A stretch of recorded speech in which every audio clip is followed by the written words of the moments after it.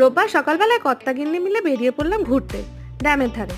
ও মা, গিয়ে দেখি মাছ ধরছে, আর পেয়ে গেলাম এই রকম সাইজের সরপুঁটি মাছ।